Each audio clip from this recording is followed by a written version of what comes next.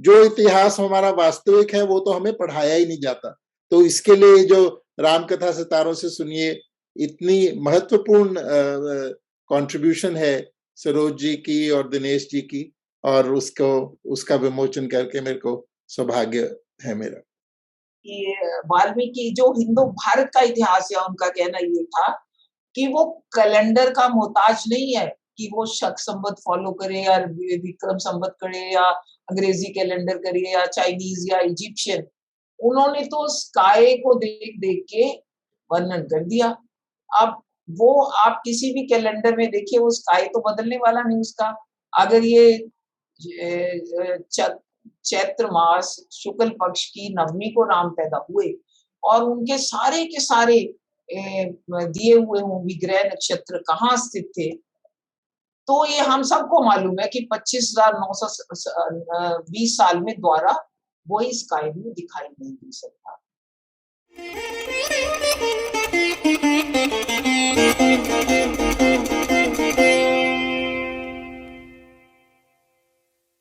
इस पुस्तक की लेखिका श्रीमती सरोज बाला भारतीय राजस्व सेवा की एक प्रतिष्ठित अधिकारी रही हैं। मुख्य आयकर आयुक्त के रूप में सेवा करने के बाद वे 2009 में सदस्य सीबीडीटी के पद से सेवानिवृत्त हुई। वे 2009 से 17 के दौरान वेदों पर वैज्ञानिक अनुसंधान संस्थान की निर्देशक रही। उनकी पुस्तक वैदिक युग एवं रामायण काल की ऐतिहासिकता, समुद्र की गहराइयों से आकाश की ऊंचाइयों तक, ये वैज्ञानिक प्रमाण, ये 2012 में हिंदी और अंग्रेजी दोनों में प्रकाशित हुई। गुरु जम्बेश्वर विज्ञान प्रौद्योगिकी विश्वविद्यालय हिसार ने इस शोध के लिए उन्हें डॉक्टर ऑफ साइंस की डिग्री प्रदान की। तत्पश्चात उन्होंने पुस्तक रामायण की कहानी विज्ञान की जुबान में लिखी थी, जिसका विमोचन अक्टूबर 2018 में हुआ। 30 नवंबर 2019 को श्री योगी आदित्यनाथ जी ने माननीय प्रधानमंत्री श्री नरेंद्र मोदी को इस पुस्तक की एक प्रति भेंट की। इसका अंग्रेजी संस्करण रामायण रीटोल्ड विद साइंटिफिक एविडेंस फरवरी 2019 में लॉन्च किया गया। इनकी नवीनतम पुस्तक महाभारत रीटोल्ड विद साइंटिफिक एविडेंस वो भी पब्लिश हो चुकी है, और ये इनकी लेटेस्ट किताब है, राम कथा सितारों से सुनिए। इस पुस्तक के सह लेखक हैं श्री डीसी अग्रवाल, दिनेश चंद्र अग्रवाल जी। ये भी आयकर विभाग के प्रतिष्ठित IRS अधिकारी रहे हैं। आयकर विभाग में 30 वर्षों तक सेवा करने के उपरांत वे आयकर अपीलीय अधिकरण में लेखा सदस्य के रूप में कार्यरत रहे और जुलाई 2011 में सेवानिवृत्त हुए। इन्होंने साइंस में मास्टर्स डिग्री लेने के पश्चात कानून में और ICWA से स्नातक डिग्री प्राप्त की है और वर्तमान में आयकर अधिवक्ता के रूप में कार्यरत हैं। उनके आयकर से संबंधित लगभग 2000 प्रपत्र और 2 पुस्तकें प्रकाशित हो चुके हैं। भारत के इतिहास में उनकी विशेष रुचि है। इनका भी दृढ़ विश्वास रहा है कि श्री राम एक ऐतिहासिक पुरुष थे, परंतु उनके अलौकिक गुणों तथा अत्यंत उत्तम चरित्र के कारण इन्हें ईश्वर का स्थान प्राप्त है। राम कथा सितारों से सुनिए पुस्तक के लेखन में उनका यही विश्वास और रुचि प्रतिलिखित होती है। अब मैं संक्रांत सानू जी से रिक्वेस्ट करूंगी कि वो पुस्तक को इंट्रोड्यूस करें। नमस्कार, राम राम सबको। ये राम के बारे में बोलना और राम की पुस्तक के बारे में बोलना बाकी सब पुस्तकें जिनका मैं विमोचन करता रहा हूं उससे कुछ अलग है, और वो अलग इसलिए क्योंकि राम के बारे में बोलने में राम अपनी राम भक्ति को अलग नहीं रख सकता, उसको साथ साथ ही लेकर चलना पड़ेगा, तभी राम के बारे में बोला जा सकता है। तो प्रश्न ये आता है, और ये पुस्तक ने पूछा कि क्या श्री राम का वास्तव में ही अयोध्या में जन्म हुआ था और उन्होंने सचमुच सज्जन पुरुषों की राक्षसों के अत्याचारों से रक्षा करने के लिए अयोध्या से लंका तक की यात्रा की थी? अब इस प्रश्न के 2 उत्तर हैं। एक उत्तर भक्ति और मनोविज्ञान से प्राप्त होता है और एक विज्ञान से। एक पहलू से हमें ऐतिहासिक अयोध्या और ऐतिहासिक राम की खोज की आवश्यकता ही नहीं है।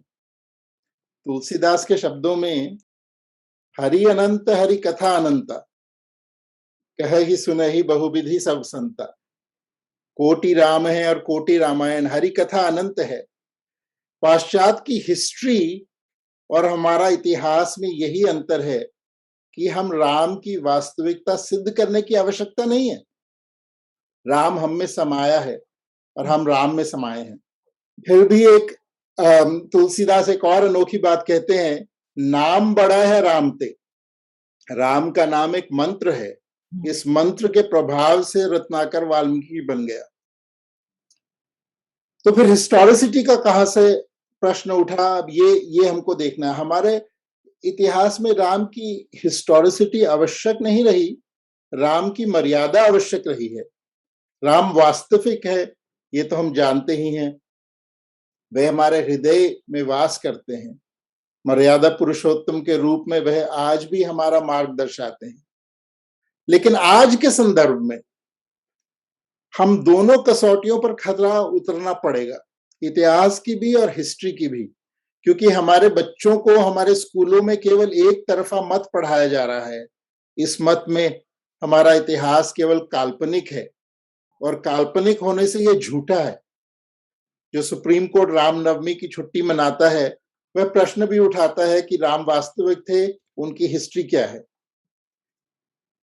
राम के प्रति श्रद्धा के साथ साथ हमें आज के सेक्युलर परिवेश में इस प्रश्न का भी उत्तर देना पड़ेगा, और इसी प्रश्न को पकड़ा है सरोज जी ने अपनी पुस्तक में। भिन्न ज्ञान परंपराओं को जोड़कर पुरातत्व तथा पूरा वनस्पति विज्ञान, भूगोल तथा समुद्र विज्ञान, रिमोट सेंसिक और आनुवंशिक अध्ययन, इन सब से रामायण के तथ्यों की पुष्टि करते हैं। बहुत पुरानी सभ्यताओं को उपनिवेशिक ताकतों में वश में कर उनकी पांडुलिपियां जला डाली। हमारे से यहाँ बहुत दूर ही, ज्यादा दूर नहीं, यहाँ पे मायन परंपरा थी। युकाटान पेनिनसुला है मेक्सिको में, वहां पे मायन परंपरा थी। तो उनकी जो कोडिसेस थी, वो सारी की सारी कोडिसेस जला डाली गई। ये कहकर जला डाली गई कि ये तो सब सुपरस्टिशन है इनकी, इसमें कोई तथ्य नहीं है, इसकी सब सुपरस्टिशन है।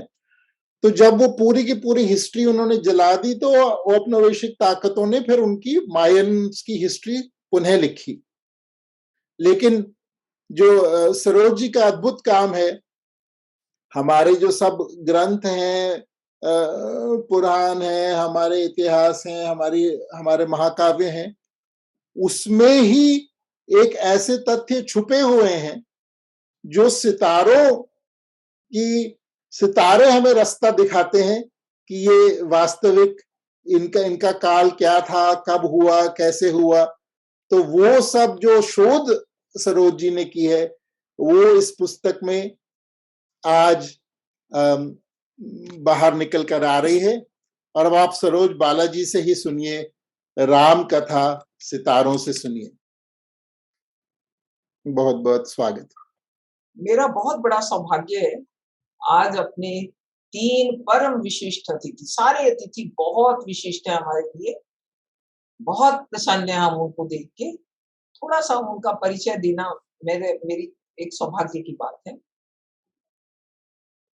हमारे राम अवतार जी शर्मा, राम अवतार जी बहुत बड़े रिसर्चर हैं, राम के स्थानों में शोध।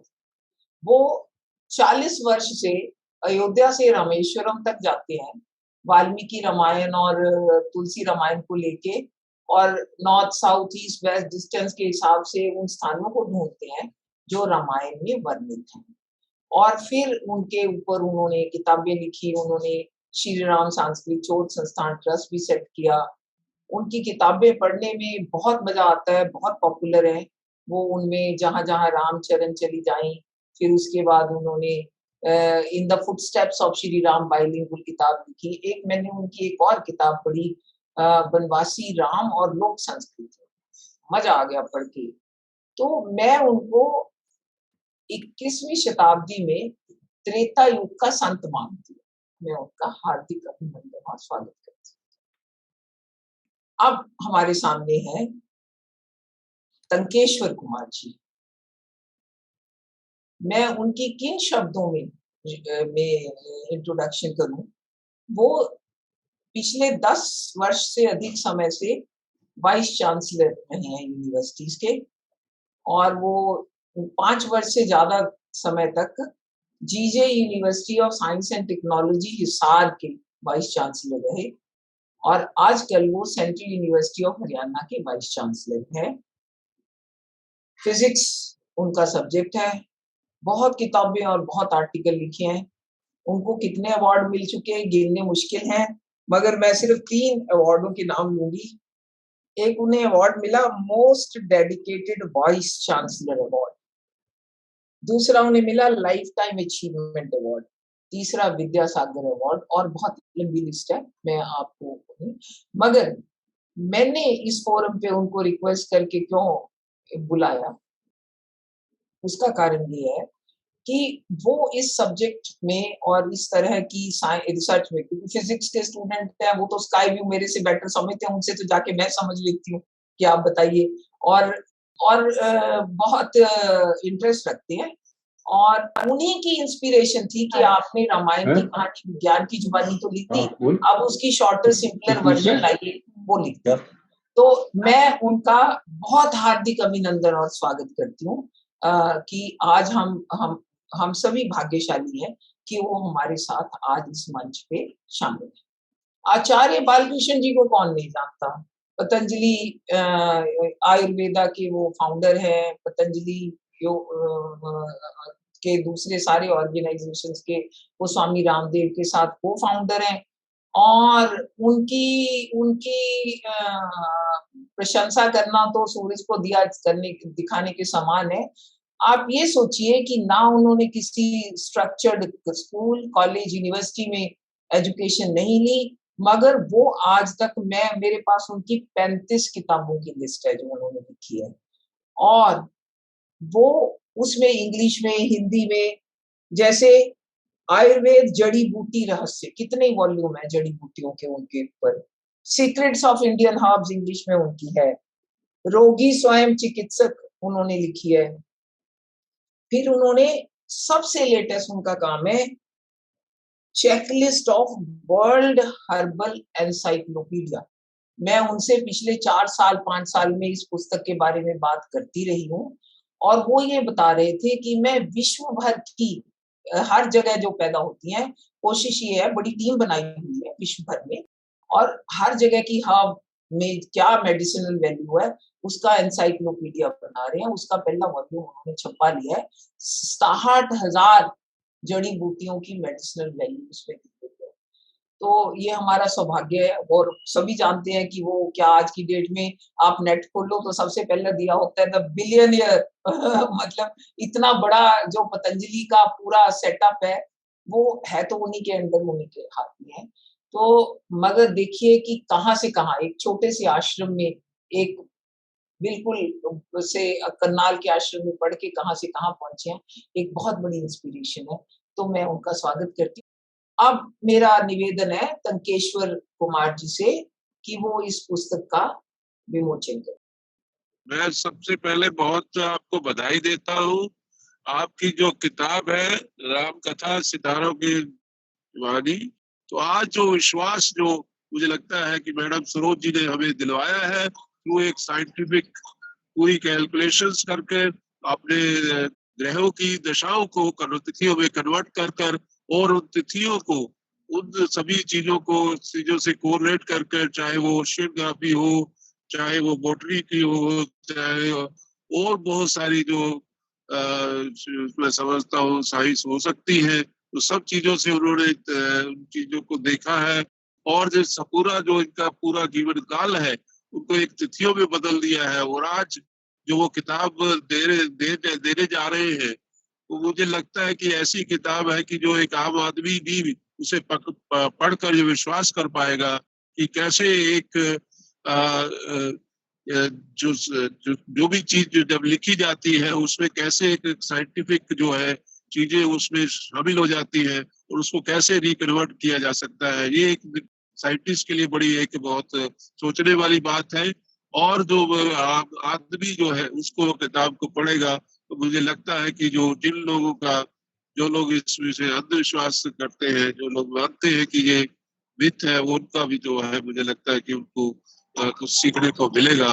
मुझे उम्मीद है कि जो उनकी किताब है वो बहुत पॉपुलर होगी और इसके साथ साथ ये जो भारत का जो लोग कुछ लोग जो है जो भारतीयता समझते हैं कि वो ऐसा नहीं है, तो उनको विश्वास होगा।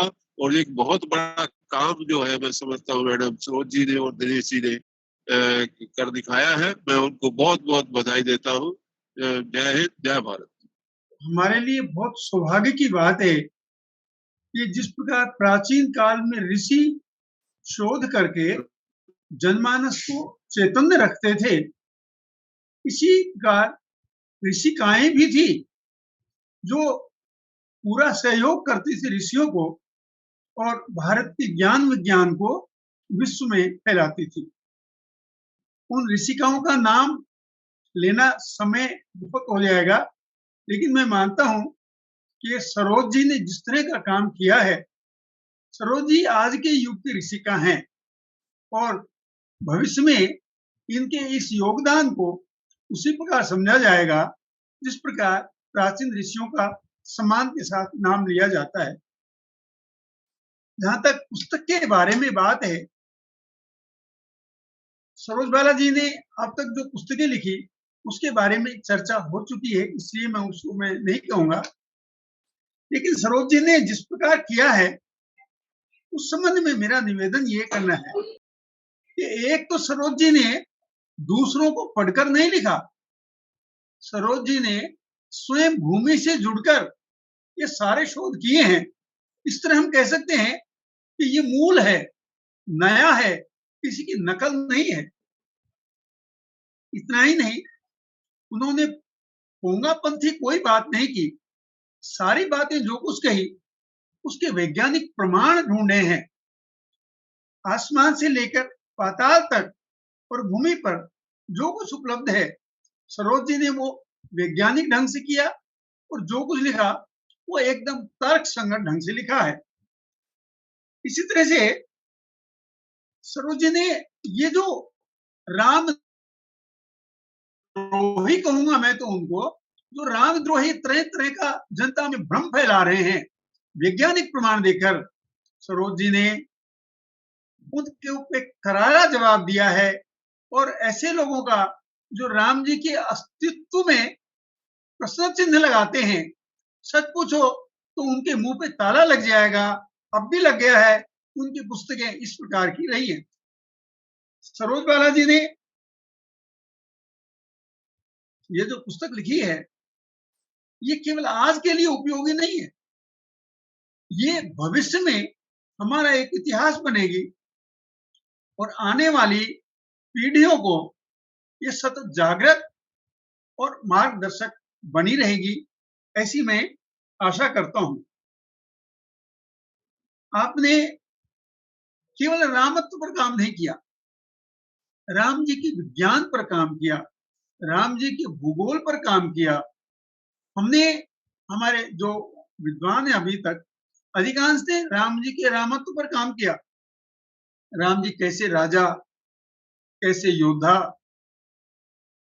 लेकिन आपने तो राम जी को एक तरह से मंदिर से बाहर लाकर जन जीवन में स्थापित किया है। तो मैं सरोज बाला जी को इसके लिए हृदय से बधाई देता हूं और मैं आशा करता हूं कि ये पुस्तक जन जन के लिए मार्गदर्शक और ज्ञानवर्धक रहेगी।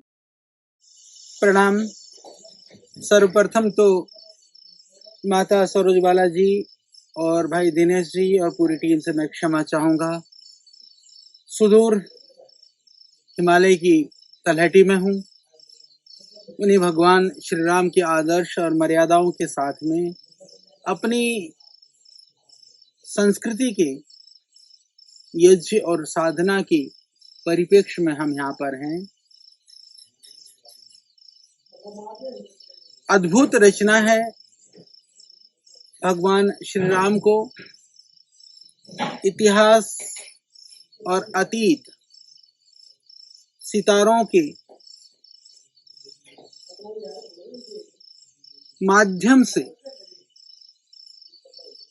भगवान श्री राम को समझने का, समझाने का यह प्रयास वास्तव में स्तुत्य है, प्रशंसनीय है। और जितनी ऊर्जा मैंने माता सरोज बाला जी के अंदर महसूस की है, वो हर एक भारतीय संस्कृति और सभ्यता और हमारी प्रकृति को मानने वाले व्यक्ति में होनी चाहिए। हम ऐसा महसूस करते हैं, ऐसा मेरे अटूट मानना है। संक्रांत सानू जी से पहले रिक्वेस्ट करूंगी कि वो हमारी पुस्तक को रिलीज करें। पुस्तक की मेरे पास प्रत्यक्ष में अभी कॉपी नहीं आई है, लेकिन मैं उसका कवर यहाँ पे आपको दिखा रहा हूँ। राम कथा सितारों से सुनिए। तो ये बहुत ही अच्छा लग रहा है। गरुड़ को भी का भी सौभाग्य है कि ये पुस्तक आ रही है, और बहुत सारी ऐसी पुस्तकें आते रहे। हमको अपना इतिहास पूर्ण फिर से लिखना पड़ेगा। जो अंग्रेज लिख गए और जो सब बातें हो गई, उसको अलग करके पूरा शुरुआत से हमको अब इतिहास लिखना पड़ेगा, क्योंकि जो इतिहास हमारा वास्तविक है वो तो हमें पढ़ाया ही नहीं जाता। तो इसके लिए जो रामकथा सितारों से सुनिए, इतनी महत्वपूर्ण कंट्रीब्यूशन है सरोज जी की और दिनेश जी की, और उसका विमोचन करके मेरे को सौभाग्य है मेरा। हाँ जी, मेरे लॉन्च करने से पहले मैं अपने सहयोगी, को ऑथर, बहुत अच्छे फ्रेंड दिनेश जी को रिक्वेस्ट करूंगी कि वो पुस्तक दिखाएं। शायद उनके पास कॉपी जरूर होगी, लॉन्च करेंगे। हाँ, ये है पुस्तक। अब आप मुझे कह सकते हैं। तो अब हम रिलीज करते हैं इसको। अपने मेरे पास 3 कॉपियां हैं लकीली, और मेरे साथ मेरे 2 बहुत मित्र जो इस सब्जेक्ट में मुझे सहायता भी करते हैं, वो यहाँ शामिल है। 3 कहो, मुकेश गंभीर जी, विजय सिंघल जी और मेरे हस्बैंड AK गर्ग जी। हम सभी एक-एक पुस्तक हाथ में लेंगे और आपको दिखाएंगे। ये मुकेश गंभीर है, विजय सिंघल है और मिस्टर AK गर्ग हैं, और ये हमारी पुस्तक है। तो और ये पुस्तक बहुत शीघ्र आप सबको मिलेगी, पहुंचेगी। तो अब हम इसके बाद का प्रोग्राम कर सकते हैं। आपसे रिक्वेस्ट करूंगी कि आप पुस्तक के बारे में हमें थोड़ा बताइए। या वो सबसे इम्पोर्टेंट, सबसे जरूरी है। प्रकाशक की तौर से मैं ये बोल दूं कि garudbooks.com पर जाकर आप इसकी अभी बुकिंग कर सकते हैं, पुस्तक की garudbooks.com।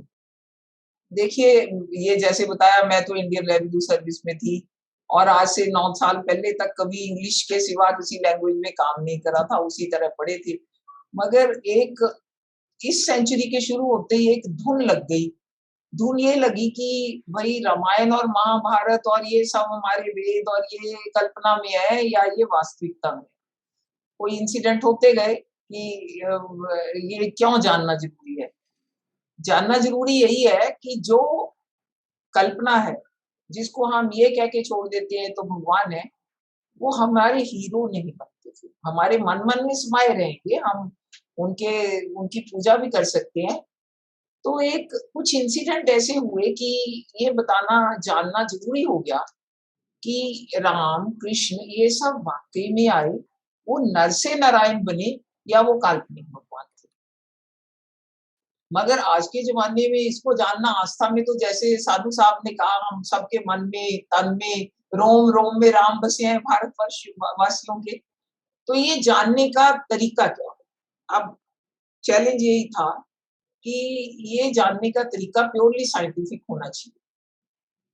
मैं यहाँ पे डॉक्टर APJ कलाम का बहुत धन्यवाद करूंगी, उनको याद कर रही हूँ बहुत मन से कि उन्होंने एक बहुत बड़ी गाइडेंस। थोड़ा सा मेरे पास बैकग्राउंड था, अपने पुष्कर भटनागर जी मेरे साथ ही अपनी हमारी सर्विस में थे। उन्होंने इस सब्जेक्ट को शुरू किया था, ये स्काई व्यू देखने का।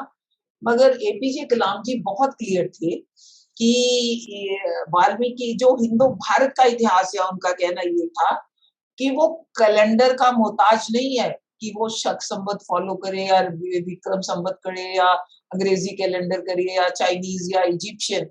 उन्होंने तो स्काई को देख देख के वर्णन कर दिया। अब वो आप किसी भी कैलेंडर में देखिए, वो स्काई तो बदलने वाला नहीं उसका। अगर ये चैत्र मास शुक्ल पक्ष की नवमी को राम पैदा हुए और उनके सारे के सारे दिए हुए हों विग्रह नक्षत्र कहाँ स्थित थे, तो ये हम सबको मालूम है कि 25,920 साल में द्वारा वही स्काई व्यू दिखाई नहीं दे सकता। तो अब चैलेंज पहले ये था कि उनकी पहले डेट ऑफ बर्थ के टाइम के पूरे 7 पैरामीटर वाल्मीकि रामायण में दिए और किसी की बात नहीं है। सबको मालूम है कि पहली ओरिजिनल रामायण वाल्मीकि रामायण है। बाद में 350 रामायणें लिखी गई, पर सबको रामायण ही कहते हैं, नाम तो सबके अलग है। रामचरितमानस भी हमारे लिए रामायण है और रामावतारम भी रामायण है, सब वही है।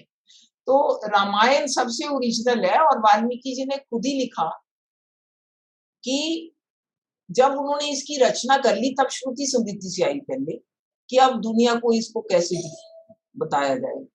तो उन्होंने कहा अच्छा मैं लव कुश को सिखा देता हूँ, वो आगे श्रुति स्मृति से जाती रहेगी, फिर कभी ये राइटिंग में बाद में आई श्रुति स्मृति से आती। अब एपीजे कलाम जी का कहना ये था, उन्होंने 5-6 मैंने क्या किया था, मैंने स्काई व्यू जनरेट जब किए, उन्होंने कहा कि वाल्मीकि जी ने सीधा इंडिकेट कर रखा है कि पुनर्वसु नक्षत्र में इक्विनॉक्स होता था। आपको सबको पता है कि अर्थ सूर्य के चारों तरफ घूमती है, उसका प्रिसेशन होता है इक्विनॉक्स का। तो उन्होंने बिल्कुल सटीक 5114 बीसी में श्री राम के जन्म के सारे जो नक्षत्र और प्लैनेट्स की स्थितियां हूबहू वही मिली। अब वाल्मीकि जी ने क्या किया, उन्होंने तो राम का जब वर्णन किया, वाल्मीकि जी के लिए राम बहुत मर्यादा पुरुषोत्तम है, वो तो पुरुष है, बहुत महान पुरुष है, जो सब अच्छे महान कार्य करते हैं, जो आदर्श पति भी हैं, आदर्श पिता भी हैं, आदर्श राजा भी हैं, आदर्श सोशल रिफॉर्मर भी हैं, और बाकी सब बात की गलत फहमियां हैं, उन्होंने बड़ा क्लियर करके उसको दिया। अब मैं शॉर्ट में मेथोडोलॉजी एक्सप्लेन करती हूँ। मेथोडोलॉजी ये थी कि वाल्मीकि रामायण में से सारे सीक्वेंशियल जितने भी उन्होंने आकाश में ग्रहों नक्षत्रों की स्थितियां दी हैं अलग अलग घटनाओं के समय, वो निकाल दी जाए। अब आप इसमें देखोगे कि आपको सानिनेरीज सूर्य मेष में और शुक्र मीन में, मंगल मकर में कैप्रिकॉर्नस में, सैटर्न लिब्रा में, जुपिटर कैंसर में, और मून भी उसी में राइज हो रहा है और वो कैंसर राशि उदय हो रही है। अब ये जो दृश्य है, ये एक पर्टिकुलर डेट को साल में, महीने में, डेट में 2 घंटे रहेगा। तो इतनी प्रिसीजन से ये एस्ट्रोनॉमिकल डिटर्मिनेशन डेट की होती है। और इस स्लाइड में को बुक में शामिल करने से पहले हमने क्या क्या एफर्ट किया है, कम से कम 2011 से आज तक हमने कम से कम 6 सेमिनार किए हैं, नेशनल और इंटरनेशनल एस्ट्रोनॉमर्स और एक्सपर्ट्स और आर्कियोलॉजिस्ट को बुला के। जब वो सब इससे सहमत हुए और ये सहमत हुए कि पिछले 25,920 साल में किसी और दिन हूबहू यही स्थितियां नहीं दिखाई देती जो वाल्मीकि जी ने वर्णित की है, तो हमने ये डिटरमिन कर लिया। अब क्वेश्चन आता है कि ये हमने प्लेनेटेरियम सॉफ्टवेयर का दृश्य दिखाया, आप कोई और सॉफ्टवेयर लेंगे, कैलेंडर का फर्क हो सकता है। बहुत शॉर्ट में एक लाइन में बताऊंगी कैलेंडर का फर्क क्यों होता है। हम कहते हैं कि धरती सूर्य के चारों तरफ चक्कर काटती है 365 दिन 6 घंटे में, और इसी हिसाब से जूलियन कैलेंडर बना था। मगर एक्चुअली 365 दिन 5 घंटे 48 मिनट और 46 सेकंड, 11 मिनट 14 सेकंड का ये टाइम 131 वर्ष में एक दिन के बराबर हो जाता है। तो आपको जो हमारा नॉर्मल इंग्लिश कैलेंडर है वो 141 एडी तक इससे के बाद ही उसकी करेक्शन करता है। तो प्लेनेटेरियम सॉफ्टवेयर उस पर आधारित है। जो स्टेलेरियम सॉफ्टवेयर है नासा वाली, वो 13,200 साल तक की करेक्शन करी हुई है। तो उसमें आपको वही एग्जैक्ट 40 दिन के फर्क में वही स्काई व्यू दिखेगा, वही 5114 बीसी का समय होगा, वर्ष होगा, वही चैत्र का महीना होगा, शुक्ल पक्ष होगा, उसकी नवमी होगी और दोपहर के 12 से 2 भी होंगे जिस समय हम रामनवमी मनाते हैं। इतनी प्रिसीजन से वाल्मीकि जी ने दिया और इतनी प्रिसीजन से आज की सॉफ्टवेयर इसको प्रूव कर सकते। तो इस तरह से हम पूरे इवेंट्स के लिए चलते रहे और डेट डिटरमिन करते रहे।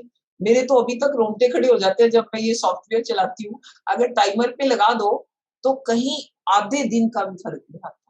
आपके एक्लिप्स भी एग्जैक्टली अगर डे टाइम में कहीं या उसी टाइम निकलेंगे। तो ये कमाल का मतलब वाल्मीकि जी ने स्काई व्यू दिए हैं, ऑब्जर्वेशनल एस्ट्रोनॉमी है। उस टाइम कोई बड़ी-बड़ी दूरबीनें और वो नहीं थी। वो उन्हीं नक्षत्रों को और प्लैनेट्स को मेंशन करते हैं जो ऑब्जर्वेशनली दिखाई दे। या हम कहते हैं श्री राम का जन्म अयोध्या में हुआ। नंबर 2 स्लाइड निकालिए प्लीज, जो दिखाने लगे थे श्री राम का जन्म अयोध्या में हुआ। अब इसका कितनी देर झगड़ा चलता रहा, अयोध्या में हुआ या नहीं हुआ, कृपया अगली स्लाइड दिखाइए। और वो अगर अयोध्या में हुआ तो उसकी एविडेंस क्या है? हिंदू अपना स्थान नहीं छोड़ता कभी। अब ये आप देखेंगे कि 4 पिलर है और एक नीचे शिलालेख है, बस। आर्कियोलॉजी को तो हमने खूब जम के लिया अपनी किताब में, बट ये देख के आपको आनंद आ जाएगा क्योंकि ये हाई कोर्ट की जजमेंट में भी रेफर्ड है और आर्कियोलॉजी सर्वे ऑफ इंडिया की रिपोर्ट जो सबमिट हुई हाई कोर्ट के कहने पे उसमें भी शामिल है। आप देखिए कि ये पिलर जो यहाँ दिखाए गए हैं, ये बाबरी मस्जिद के तटबंधों के साथ जोड़े गए थे। कोई कह सकता है कि ये किसी हिंदू मंदिर, कोई क्या डिनाई कर सकता है कि हिंदू मंदिर के पिलर नहीं है। ये सीधा-साधा इसी तरह हिंदू मंदिर के पिलर और इसके साथ ही दूसरा पिलर जोड़ के खड़े कर दिए गए और ये एक्सकेवेशन में मिले। नीचे जो है ये शिलालेख है, ये शिलालेख 1114 से 1155 एडी में एक गोविंदाचार्य गढ़वाल रीजन के राजा होते। इस शिलालेख में सीधा साधा लिखा है कि गढ़वाल के राजा ने, गोविंदाचार्य ने अपने टाइम में अपने अंडर ये मंदिर का निर्माण किया, भव्य मंदिर का निर्माण किया जिसमें इतने पिलर हैं, दिए हैं, डिटेल है। इसी मंदिर का विध्वंस होने के बाद बाबरी मस्जिद को करने के बाद बाबरी मस्जिद का निर्माण हुआ। ये मैं नहीं कह रही, ये आर्कियोलॉजी सर्वे ऑफ इंडिया ने भी रिपोर्ट में यही लिखा, हाई कोर्ट ने भी लिखा। तो इस तरह से हम चले गए। मैं सिर्फ सैंपल बता रही हूँ कि अब हम राम फिर यहाँ से चल दिए, विश्वामित्र, हम सभी को मालूम है, विश्वामित्र आश्रम में चले गए, उन्होंने मारीच का उड़ा दिया और फिर आगे वो मिथिला की तरफ चल पड़े। अब आप ये देखिए कि जो आज सिद्ध आश्रम है, उससे सीधी लाइन मिथिला की तरफ खींच दीजिए तो आपके रास्ते में लौहरा देवा आएगा। लौहरा देवा में एक्सकेवेशन हुई तो वहां क्या मिला आपको? वहां धनुष और वान मिले और उनकी कार्बन डेटिंग क्या आई? वो कॉपर के हैं, तांबे के हैं, उनकी कार्बन डेटिंग क्या है? वही 7000 साल पुरानी। हम क्या कह रहे हैं? 5114 बीसी में उनका जन्म दिखा के पूरे के पूरे 13 स्काई व्यू उनके लंका पर चढ़ाई करने तक के आते हैं। 3 के 3 एक्लिप्स दिखाई देते हैं। आपको एक एक्लिप्स देखेंगे तो आपको मजा आ जाएगा देख के। मैं नॉर्मली खरदूषण के साथ युद्ध का एक्लिप्स दिखाती हूँ, मगर इस बार मैंने जब बाली का वध किया गया, सुग्रीव के पीछे से राम ने उसके पे अटैक किया, उस समय भी वर्णन है कि एक्लिप्स हुआ सुबह में। वो एक्लिप्स भी वही सुबह के 8 बजे आपको किष्किंधा से ही दिखाई देगा और वही आषाढ़ के महीने की अमावस्या को जो रामायण कहती है। इतनी प्रिसीजन है वाल्मीकि रामायण के डिटेल में और इतनी प्रिसीजन से हम उनकी डेट डिटरमिन कर सकते हैं। तो अब उसके बाद लंका में जब रावण सीता को धमका रहे हैं तो भी एक्लिप्स है, सन मून है, तो वो ग्रहण भी आपको एग्जैक्टली उसी समय दिखेगा जो आपके वाल्मीकि रामायण में मेंशन है। अब एक बार जब ये डिटरमिन हो गया कि 7000 वर्ष पहले 5114 बीसी में 2021 वर्ष ऐड कर दीजिए, तो 7000 एंड ऑड वर्ष पहले श्री राम का जन्म हुआ और उनकी सारी घटनाओं की एग्जैक्ट तिथियां डिटरमिन हो जाती। वैसे तो ये तिथियां इतनी डेफिनेट और सर्टन है कि इनको इनके ऊपर कोई और एविडेंस लाना सूर्य को दिया दिखाने की तरह है। मगर चाहिए तो सही, कलाम साहब बड़े क्लियर थे कि जब तक आप ये प्रूव नहीं करेंगी कि सेतु किस लेवल पे था, राम सेतु उस पे 7000 साल पहले चला जा सकता था कि नहीं, तब तक कोई आपकी बात नहीं मानी। उन्होंने मुझे 3 पैरामीटर दिए कि एक तो आप ये ऐड करिए, आर्कियोलॉजी तो खैर हम बड़े डिटेल में ऐड कर रहे थे, उन्होंने कहा करिए। उन्होंने ये भी कहा कि रामायण में वंशावली है राम की। वंशावली कब है? आज भी हम वही फॉलो करते हैं। रामायण को पढ़ के इतना मजा आता है कि जो तब के कस्टम है आज भी मिल चल रहे हैं। जब शादी होती है हम लड़के के पिता, दादा, परदादा सबके नाम लेते हैं, लड़की के पिता, दादा, परदादा सबके नाम लेते हैं। रामायण में जब राम और सीता की शादी होती है तो राम जी के पूरी वंशावली पढ़ी जाती है। कलाम साहब को ये खूब मालूम था, कहते आपने देखी है? मैंने कहा देखी तो है। कहते तो आपके दिमाग में ये नहीं आया कि जेनेटिक स्टडी के साथ भी जोड़ो इसको? ये मैं कहूंगी कि ये उनका था, मगर मैं करती सब थी। जो भी वो कभी जरा सा हिंट भी देते थे मैं उसके पीछे लग जाती थी कि छोड़ना ही नहीं, इसी के पीछे लग जाना है। तो मैंने नेशनल इंस्टीट्यूट ऑफ ओशियानोग्राफी गोवा में गई ये जानने के लिए कि सी लेवल फ्लक्चुएशन क्या हुई और आज से 7000 साल पहले सी लेवल कहाँ था। जब मैं गई मुझे कुछ मालूम नहीं था क्या निकलने वाला, डरते डरते जा रही थी कि अगर कुछ गलत निकल गया तो मेरा तो सारा थीसिस खत्म हो जाएगा। मगर लो एंड बिहोल्ड वहां के डायरेक्टर निगम साहब ने कहा कि ये लीजिए हमारी 96 की रिपोर्ट। मैं तो गई थी 2011 में। उन्होंने कहा ये लीजिए हमारी 1996 की रिपोर्ट, और उसमें एग्जैक्टली 7000 के साल पहले जो सी लेवल है वो 3 मीटर नीचे दिखाया था। और मैं सेतु गई, ये रामेश्वरम के पास धनुषकोटी से एक फिशरमैन की बोट में साइड से स्नॉर्कलिंग ग्लास लेके हमने देखा और उसको नापा तो 2.8 मीटर गहराई पे वो सेतु था। तो इसका मतलब पानी से जरा सा ऊपर था। तो और वो वाला हिस्सा था, ये सेतु कोई बनाया नहीं हुआ पूरा, ये नेचुरल फॉर्मेशन है इंडिया और श्रीलंका के बीच में, और इसीलिए इसको कोई तोड़ नहीं पाता। और वो सारे सेतु समुद्रम प्रोजेक्ट इनके फेल हो जाते हैं क्योंकि वो इतना मलबा इकट्ठा, आप धरती को तोड़ने की कोशिश करो कैसे होगी? वो तो ये है भी कहीं से गहराई कम है, कहीं से ज्यादा है, जहां गहराई थोड़ी कम है वहां फिलिंग होगी। जब मैंने वापस इसको देख के दोनों को वाल्मीकि रामायण को पढ़ा तो बड़ा क्लियर था कि 5 दिन में 5 बार फिलिंग हुई, और एक फिलिंग करने के बाद वो क्रॉस कर गए, फिर दूसरी फिलिंग करने के बाद भी क्रॉस कर गए बनाने वाले जिनको लगाया था। तो इस तरह इस सेतु में जो गैप थे वो भरे गए। अब 7000 वर्ष में बीच के 3 तो बह गए, एक इंडिया की तरफ और एक श्रीलंका की तरफ थोड़ा थोड़ा हिस्सा रह गया जिसमें साफ दिखाई देते हैं पत्थर जोड़े हुए आपस में कि आर्टिफिशियल बाउंड्री दिखती है जिसमें ह्यूमन हैंड दिखाई देता है। वो हमने अपनी पुस्तक में प्रूफ दिया, यहाँ ये तो पुस्तक में दिया कि कैसे वो ह्यूमन हैंड दिखाई देता है और वो 2 जगह इंटैक्ट है। उन्हीं को उड़ाने की हर एक संभव कोशिश की गई सेतु समुद्रम प्रोजेक्ट में, मगर पहला जब गया ड्रेजिंग कॉर्पोरेशन ऑफ इंडिया का था, 2200 करोड़ का ड्रेजर आया था। वो ड्रेजर टूट गया, टूट के डूब गया। अब उस ड्रेजर को रिट्रीव करने के लिए 1200 करोड़ की स्पेन से क्रेन मंगाई गई। वो क्रेन जब उसको निकालने की कोशिश कर रही थी वो भी डूब गई टूट के। फिर जो फ्रेंच इंजीनियर इसको सुपरवाइज कर रहा था वो गया देखने, उसकी टांग टूट गई। अब जो तो आस्था वाले लोग हैं वो तो गए राम का करिश्मा हो गया, मगर ऐसी कोई वो नहीं है। जो विज्ञान वाले लोग हैं वो बड़े क्लियर थे क्या हो रहा है। वो ये देख रहे थे कि ये जो सेतु है उसके नॉर्थ वाला जो ये खाड़ी बंगाल वाला हिस्सा है वो उसका सी की सतह, सी लेवल, वाटर लेवल ही सी का लेवल ऊंचा है। और ये सेतु फॉर्मेशन जो नेचुरल लैंड फॉर्मेशन है, उसके साउथ वाला हिस्सा लोअर है।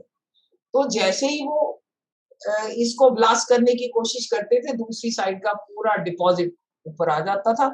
और पहले से बहुत सारे ऑर्गेनाइजेशन थे जिन्होंने कहा था कि ये मिसएडवेंचर है, ये होगा नहीं आपके इस तरीके से। तो वो मिसएडवेंचर ही निकला। 4000 करोड़ का नुकसान करके गवर्नमेंट ऑफ इंडिया और गवर्नमेंट ऑफ तमिलनाडु जो कह रहे थे राम के पास कौन सा इंजीनियर था जिन्होंने ये बनाया था, वो सब बैठ गए और किसी को पता ही नहीं बंद क्यों हुआ। सब कहने लगे शायद नई सरकार आ गई, बंद हो गया। अरे बंद तो वो हो गया क्योंकि हो ही नहीं सकता था उस मेथोडोलॉजी और टेक्नोलॉजी से। तो इस तरह से हमने फिर ये प्रूव किया कि ये सेतु जो है वो उसी गहराई पे था और 2.8 मीटर, और यही नासा कहता है, उसकी रिपोर्ट भी है इसकी सी लेवल फ्लक्चुएशन की। पेनिसिल्वानिया यूनिवर्सिटी की भी है, सभी की है। वो कोरॉबोरेट करते हैं कि उस टाइम में वॉकेबल है। तो ये एपीजे कलाम जी ने जो ये दूसरा पैरामीटर दिया, ये हमारी एस्ट्रोनॉमिकल डेटिंग से हूबहू मिल गया। आर्कियोलॉजी का तो कोई ठिकाना ही नहीं, वो तो हमारी बहुत मिसफॉर्च्यून है कि हम अपने स्कूल कॉलेज में वो पढ़ाते ही। आफ्टर ऑल मैं तो आर्कियोलॉजिस्ट है नहीं, मैं तो कोई एक्सकेवेशन करती नहीं, मैं तो archaeology survey of India, archaeological society of India से रिपोर्टें ले लेती हूँ ओरिजिनल, सेकेंडरी एविडेंस में मैं नहीं जाती। वो रिपोर्टें लेके मैं फटाफट कॉपी करती हूँ, उनसे 2 दिन के लिए इशू कराती हूँ, फोटो कॉपी करती हूँ, अपने यहाँ पूरे ढेर लगा लिए जो मेरे लिए रेलेवेंट है। और उनमें से कितना भी मेंशन कर लो, आपको क्या नहीं मिलेगा। आपको राम के रामायण में जो जो कुछ मेंशन है फिर निकाल लो, क्या है उसमें, तिल, चावल, गेहूं, आम, मटर, जो भी कुछ वहां मेंशन्ड है आपको मिलेगा 7000 साल पुरानी कार्बन डेटिंग वाला ही। और इसी नॉर्थ इंडिया में आपके लौहरा देवा में, झूसी में, संगम एरिया में खूब मिलेंगे। आपके पास खूब रिपोर्टें हैं। मिसफॉर्चून ये है भी आर्कियोलॉजिकल सर्वे ऑफ इंडिया के पास है या फिर आर्कियोलॉजी के स्टूडेंट पढ़ते हैं, स्कूल कॉलेज में नहीं अवेलेबल कराते हैं। तो वो एंडलेस चलती हैं, वो मैं और नहीं जाऊंगी, बुक में बहुत है। एक छोटी सी बस बात कहूंगी एंड में।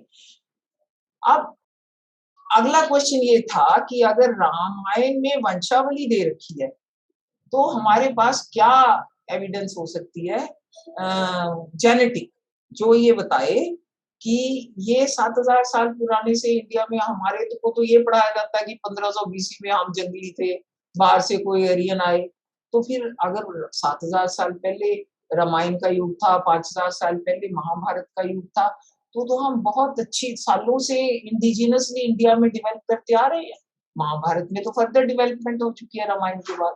वहां तो फिर भी गुफाओं में रह रहे हैं, झोपड़ियों में रह रहे हैं, आश्रमों में रह रहे हैं। महाभारत तक तो महलों की बात आ गई है। तो ये सब करने के लिए मेरे को कलाम साहब ने बताया कि एक टाटू में है यूनिवर्सिटी, वहां पे जेनेटिक स्टडीज होती हैं और साउथ वर्ल्ड का जेनेटिक स्टडीज का प्रोजेक्ट चल रहा है। तो वहां पे साउथ एशिया उनको असाइन किया हुआ है, वहां से कर लीजिए। फिर मैंने वहां कांटेक्ट किया तो पता चला कि ज्ञानेश्वर चौबे हमारे एक इंडियन मैटर पे रिसर्च टीम का पार्ट है। तो मैंने उनको इनवाइट किया अपने सेमिनार पे। ऑफ कोर्स खर्चा तो खूब होता है ऐसी चीजों में। वो जब मैं बुलाती थी मुझे नहीं पता था कि वो क्या कहेंगे। I used to hold my breath कि पता नहीं क्या निकलेगा। अब जब आके उन्होंने कहा कि इंडिया में उन्होंने कोल, भील और गोंद जो रामायण में 3 जो है, कोल कौन है आपके, गुनिशान, भील नहीं है ही, गोंद सारा गोंदवाना ये जो दंडक क्षेत्र है, कि इसके लोग तीनों की उन्होंने स्टडी की थी। और उनका कहना ये था कि 10,000 साल से इन लोगों की जेनेटिक कंटिन्यूटी है और वो कल्चरली और सिविलाइजेशनली इवॉल्व होते चले आ रहे हैं। और उनका ये भी कहना था कि उनके जीन्स बाकी पॉपुलेशन के जीन्स से फर्क नहीं है। नॉर्थ इंडिया और साउथ इंडिया, द्राविडियन और नॉर्थ इंडियन, किसी के जीन्स फर्क नहीं है। इंडियंस के जीन्स इंडिजिनसली डेवलप हुए हैं और 10,000 साल से उनमें कोई बड़ा इनफ्लो बाहर से नहीं आया है। ये स्टडी उन्होंने दी जो हम पुस्तक में शामिल की। तो इस तरह से ये करते हुए मैं टेक्निकल पार्ट सिर्फ इसी तरह डील कर रही हूँ। तो हमने अपनी पुस्तक में ये प्रूव किया है कि श्री राम मर्यादा पुरुषोत्तम थे। उन्होंने सीता का भी त्याग नहीं किया। उनको तो जब लोगों ने शोर मचाना शुरू किया और उनपे उंगली उठानी शुरू करी कि सीता तो रावण के घर रह आई रखा है, तो वो नहीं चाहते थे कि उनकी संतान कोई ऐसे अपशब्द सुने। उन्होंने मालूम था कि सीता प्रेग्नेंट है, अच्छे खासे रेफरेंस है वाल्मीकि रामायण में, उनको वाल्मीकि आश्रम दिए थे। और उस जमाने में राजाओं की साधारण आदत थी कि साल में कुछ दिन जाके वो आश्रमों में रहते थे। वाल्मीकि उनके राज पंडित या राजगुरु थे, तो उनके पास वो जाते आते रहते थे और वहां उनको सीता को भेजा। और वाल्मीकि रामायण के अकॉर्डिंग जिस दिन लव कुश पैदा हुए, शत्रुघ्न वहीं था, उस आश्रम में था। तो इतना फर्क है। हम लोगों ने धीरे धीरे, क्योंकि आस्था में तुलसी जी ने इतना बढ़िया लिखा, हम उसको पढ़ने लगे, संस्कृत छोड़ चुके, तो हमें रियलिटी ज्यादा पता नहीं चली। इन शब्दों के साथ मैं ये बोलूंगी कि मैं ये टेक्निकल पार्ट से मैंने डील किया, मगर मेरे जो सहयोगी हैं डीसी अग्रवाल जी ने इसको बहुत अच्छा एंगल दिया। उन्होंने कहा कि हम इसको, इसमें पूरी इमोशंस लाते हैं, पूरी ग्रेटनेस लाते हैं, पूरा वो। अब आप थोड़े से शब्द आप उनसे सुनेंगे तो बहुत अच्छा। Thank you. आदरणीय doctor Tankeshwar Kumar ji, vice chancellor Haryana university, आदरणीय आचार्य बालकृष्ण जी, सीईओ पतंजलि आयुर्वेद, आदरणीय डॉक्टर राम अवतार जी, आदरणीय श्री शंक्रांत शानू जी, फाउंडर गरुड़ प्रकाशन, और आदरणीय सभी श्रोतागण, आप सबका हमारी पुस्तक राम कथा सितारसों सुनिए के विमोचन पर हार्दिक स्वागत है। इस पुस्तक की मुख्य विषय वस्तु श्री राम के जीवन की प्रमुख घटनाओं की तिथियों का आकलन है, जो वाल्मीकि रामायण के विभिन्न श्लोकों में उद्धृत नक्षत्रों की आकाशीय स्थितियों के आधार पर सॉफ्टवेयर से संगणना करके निकाली गई हैं। सुश्री सरोजवाला जी ने इस विषय वस्तु का परिचय बड़े ही सरल और सुंदर प्रकार से दिया है। इस पुस्तक को लिखते समय हम लोगों ने देखा कि रामायण में वर्णित भिन्न भिन्न घटनाओं के समय नक्षत्रों की स्थितियों से जो तिथियां निकली वे एक दूसरे से ठीक से संबंध रखती हैं। ऐसा संभव नहीं लगता कि कोई अपनी कल्पना मात्र से विभिन्न तिथियों में आने वाली सितारों की स्थितियों का वर्णन कर सकेगा। भिन्न भिन्न तिथियों में जब श्री राम के जीवन में घटनाएं हुई और जब नक्षत्र की वर्णित स्थितियों के अनुसार उनकी तिथियां निकाली गई, तो सब एक दूसरे से सटीक बैठी।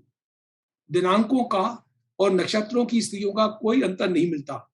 श्री राम के जन्म के समय सितारों की जो स्थिति थी और जिसका वर्णन वाल्मीकि रामायण में किया गया है, वह कल्पना के आधार पर नहीं हो सकती जब तक कि किसी ने स्वयं आकाश में इसको देखा ना हो। इसी प्रकार 25 वर्ष की आयु में जो सितारों की स्थिति होगी, जिस समय श्री राम वनवास के लिए प्रस्थान कर रहे थे, उस समय उस सितारों की स्थिति की कल्पना अपने आप में करना संभव नहीं है जब तक कि एक्चुअली ऐसी ना हो। 7000 वर्ष पहले कंप्यूटर जैसी कोई सुविधा नहीं थी, तो क्या वाल्मीकि जी ने श्री राम के जन्म की तिथि की कल्पना कर ली और उस तिथि के अनुसार सितारों की स्थिति का वर्णन कर दिया?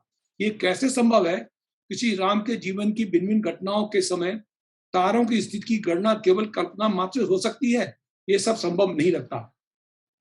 वाल्मीकि रामायण के श्लोकों का कंप्यूटर सॉफ्टवेयर से परीक्षण शोधकर्ता के लिए उत्साहवर्धक तो है, पर श्री राम की भक्ति में डूबे आम जनमानस के लिए उतनी रोचकता उत्पन्न नहीं करता, विशेषतः जब भक्ति भाव में विभोर जनता उन्हें भगवान के स्वरूप से नीचे नहीं देखना चाहती। इसलिए यह उद्देश्य सामने आया, श्री राम की भावनापूर्ण जीवन यात्रा के कोमल पक्षों का शोध से निकले तथ्यों के साथ ऐसा सामंजस्य किया जाए कि वे सब राम की जीवन गाथा के अंश लगने लगे और श्री राम एक पौराणिक व्यक्तित्व से बाहर निकलकर एक ऐतिहासिक और साक्षात जीते जागते महापुरुष लगने लगे। इस उद्देश्य को सामने रखकर सॉफ्टवेयर से निकाली गई तिथियों में घटित घटनाओं को चिन्हित किया और उनमें निहित मानवेतर संबंधनाओं के साथ मिलकर नई सिरे से कथा का वर्णन किया, जिससे श्री राम के जीवन का भावनात्मक पक्ष उभर कर आए और जिससे लोगों को लगे श्री राम एक मानव थे जिनमें त्याग, आदर्श, प्रेम, समर्पण, मर्यादा, शक्ति, कौशल आदि गुण कूट भरे थे। वैज्ञानिक साक्ष्यों से समर्थित रामायण के प्रसंगों का भावनात्मक वर्णन अमृत जैसा आनंद देता है। श्री राम का व्यक्तित्व एक और आदर्श पुत्र, आदर्श भाई, समर्पित पति और आदर्श शासक का है, तो वही व्यक्तित्व दूसरी ओर मानवीयतर संवेदनाओं से मुखरित होता है। उनमें भाई से वियोग का दुख, भाई को चोट लगने से हुई पीड़ा, पत्नी के साथ व्यतीत पलों का सुख अथवा वियोग, पिता की आज्ञा का पालन करने का संतोष अथवा उनकी मृत्यु का दुख, सीता को सुरक्षित कर खरदूषण से अकेले युद्ध करने की आकुलता अथवा लक्ष्मण के घायल और मूर्छित होने पर घनघोर विलाप, ये सब भावनाएं श्री राम के मानवीय व्यक्तित्व का वर्णन करती हैं। एक उदाहरण देखें। एक बार जब 25 वर्ष की आयु पूर्ण करने पर जब उनका राजतिलक होने को था, तो वाल्मीकि जी ने तारों की स्थिति का वर्णन किया और बताया कि यह तिथि राजा दशरथ के लिए अशुभ है। महारानी कैकेयी के मांगने पर उन्होंने श्री राम को वनवास के लिए कह तो दिया, पर श्री राम पितृभक्त से पूर्ण श्री राम ने एक क्षण की देर किए बिना वनवास स्वीकार किया, राजपाट सब त्याग दिया और आदर्श पुत्र का उदाहरण देते हुए वनवास के लिए प्रस्थान किया। पर भात प्रेम में और पत्नी के प्रति समर्पण में उन्होंने दोनों को अपने साथ वनवास में चलने की सहमति प्रदान की। इसमें श्री राम का वह भावनात्मक पक्ष उभर कर आता है, पर अपने कर्तव्य और पितृ आज्ञा को मानने में अपनी स्वार्थ भावना को कठोरता से दबा देने का गुण भी मुखरित होता है। एक और उदाहरण देखें। वाल्मीकि रामायण के 3 अध्याय में श्री राम का खरदूषण से युद्ध का वर्णन किया गया है। नक्षत्रों की स्थिति के अनुसार सूर्य ग्रहण हो रहा था। श्री राम का मन बहुत व्याकुल था, कहीं कोई अनहोनी न हो जाए, उसकी संभावना से वे बहुत विचलित हो गए। सीता को लक्ष्मण के साथ सुरक्षित स्थान पर भेज दिया और स्वयं अकेले खरदूषण के हजारों सैनिकों से युद्ध करने के लिए तैयार हो गए। पत्नी और भाई की सुरक्षा की चिंता, अपने ऊपर आत्मविश्वास, उन्होंने अकेले ही खरदूषण की समस्त राक्षस सेना को समाप्त कर दिया। इस घटना से भी सितारों की स्थिति, उनका प्रभाव और श्री राम की मानवीय संवेदनाएं मुखरित होती हैं। इसके अतिरिक्त ऐसे बहुत से प्रकरण हैं जहाँ श्री राम के भिन्न भिन्न मानवीय गुणों का अनुभव होता है। महारानी कैकेयी द्वारा उनको वनवास दिए जाने के पश्चात भी उन्होंने कहीं पर भी महारानी कैकेयी के प्रति कोई भी निराशा, रोष या असम्मान नहीं दिखाया और उतने ही सम्मान से उन्होंने माता कैकेयी से वनवास जाने की आज्ञा मांगी। भारत से मिलने पर आंसू भरकर रोए, बहुत प्रेम से गले लगाया, सुख दुख की बात की, चलाने की सलाह दी, पर पिता की आज्ञा के विपरीत वापस अयोध्या जाने को तैयार नहीं हुए। यहाँ उनका भ्रातृ प्रेम खुलकर सामने आता है, पर आदर्श पुत्र की भूमिका में पिता की आज्ञा के विपरीत नहीं जाने का दृढ़ संकल्प भी स्पष्ट होता है। एक शासक के रूप में श्री राम जनता की भावना और विचारों के प्रति बहुत संवेदनशील थे। ये जानते हुए भी कि सीता पूर्णतः उनके प्रति समर्पित है, फिर भी जनता की शंकाओं के समाधान के लिए सीता के अग्नि परीक्षा की पहल को उन्होंने मना नहीं किया और इसके बाद अयोध्या में भी जनता की आलोचना को ध्यान में रखते हुए उन्होंने सीता जी को वाल्मीकि आश्रम की ओर भेज दिया। एक आदर्श शासन की स्थापना के लिए उन्होंने अपने व्यक्तिगत प्रेम और सुविधा को त्याग दिया, पर इससे सीता के प्रति उनका प्रेम कभी भी कम नहीं हुआ। उन्होंने अपने पूरे जीवन काल में पत्नी के प्रति संपूर्ण समर्पण का उदाहरण प्रस्तुत किया, कभी किसी दूसरी स्त्री के प्रति कोई आसक्ति नहीं दिखाई। ये सब ऐसे गुण हैं जो जनसाधारण के लिए एक उदाहरण है, एक आदर्श है, इसलिए वो मानव व्यक्तित्व से उठकर भगवान की श्रेणी में आ जाते हैं। हमने इस पुस्तक में नक्षत्रीय स्रोत के साथ श्री राम के इन आदर्श गुणों को समाहित किया है, जिससे सभी वर्ग के पाठकगण इस शोध के आधार पर अनुभव कर सके श्री राम एक मानवीय व्यक्तित्व और ऐतिहासिक पुरुष थे, जिनमें ऐसे आदर्श थे जो उन्हें मानव से ऊपर उठाकर भगवान का स्वरूप प्रदान करते हैं। जब पाठकगण ऐसा ही अनुभव करेंगे और श्री राम को काल्पनिकता से वास्तविकता में लेकर आएंगे, हमारा पुस्तक लिखने का उद्देश्य पूर्ण हो जाएगा। इसी भी आशा और विश्वास के साथ इस पुस्तक को श्री राम के चरणों में समर्पित करते हैं और अपने प्रबुद्ध पाठकों को इस पुस्तक के पठन और पाठन के लिए आमंत्रित करते हैं। श्री राम। तो मैं एक छोटी सी बात और बताऊंगी इसमें। ये बहुत महत्वपूर्ण इसलिए है कि हमको सबको मालूम है कि जब हनुमान जी मिलने गए तो कहते हैं कि राम जी ने अपनी रिंग दी और सीता ने अपनी चूड़ामणि दी। और leftist historian left and right हमें क्रिटिसाइज करते हैं कि अरे तब तो रिंग का पता ही किसी को नहीं था, किसी को गहना बनाना ही नहीं आता था, सोने का कुछ बनता ही नहीं था इंडिया में, मिला ही नहीं है, इसलिए ये गलत। अब आपके सामने मैंने 3 इमेज रखे हैं। ये सब कुनाल हरियाणा के हैं, एक्सकेवेशन के हैं और इनकी डेट, कार्बन डेट सभी की 5000 से ज्यादा पुरानी है। ये देखिए सोने के मोतियों का चूड़ामणि है और ये देखिए रिंग है। तो हमने अपने इतिहास को काल्पनिक बनाने की कोई कसर ही नहीं छोड़ी। हम ये कहना चाहते हैं कि आपकी आर्कियोलॉजी डिपार्टमेंट की है, मैंने नहीं बनाए, आर्कियोलॉजिस्टों के आर्टिकल है, उनसे लिए हैं, उनसे इमेज। तो देखिए हमारे पास क्या क्या था और हमने अपने आप को क्या बता दिया कि हम तो बुद्धू थे 1500 BC में, हमें कुछ आता ही नहीं था, बाहर से कोई लोग आ गए। अगला चलिए, बस लास्ट स्लाइड है, मैं वो जरूर दिखाना चाहती हूँ। लास्ट स्लाइड में मैंने एक मैप बनवाया। हमने एक मैप बनाया जिसमें हमने ये देखा कि कौन से साइट्स हैं, प्लेसेस हैं जो रामायण में वर्णित है और वो आज कहाँ हैं और उनके एक्सकेवेशन हुए हैं नहीं, और उन प्लेस को और उनकी एक्सकेवेशन को आपस में कनेक्ट किया और ये देखा कि यहाँ तक है कि राम ने जब अपने राम राज्य का आइडियल एस्टेब्लिश कर दिया, फिर अपने 4 भाइयों के 8 बच्चों के लिए 8 राजधानियों का डेवलप किया, वो 8 की 8 राजधानियां भी एक्सकेवेट हो चुकी हैं। उसमें दिखाया, ये हमने अपनी इस पुस्तक में प्रूफ दिया है। हम तो ये चाहेंगे कि आप इनको पढ़े और अब इसको पढ़े और हमें क्रिटिसिज्म बताए और हमें बताए कि हम आगे के लिए अपनी इस रिसर्च में क्या सुधार कर सकते हैं, कहाँ हम इसमें कमी रह गई, हमें कहाँ कुछ कन्विंसिंग नहीं है। ये कोई भी चीज आप मेरे को मेल पे भी बताइए, sarojbala044@gmail.com या DC अग्रवाल जी की मेल आप बोल दीजिए, आपकी मेल पे बता दें तो हम आंसर भी करेंगे और आगे को अपनी रिसर्च को इम्प्रूव। अब मैं चाहूंगी कि आप वीडियो, आप क्वेश्चन ओपन जो भी करने के लिए इसको बढ़ा सकते। क्या यह पूरी कल्पना नहीं हो सकती? क्या वाल्मीकि जी ने जो किताब लिखी उसमें कल्पना के आधार पर उन्होंने राम का एक अस्तित्व माना और मान करके उन्होंने अपने जो ज्ञान था उस ज्ञान से उन्होंने तारों की स्थिति डाली और एक करके वो पूरी किताब उन्होंने लिख दी।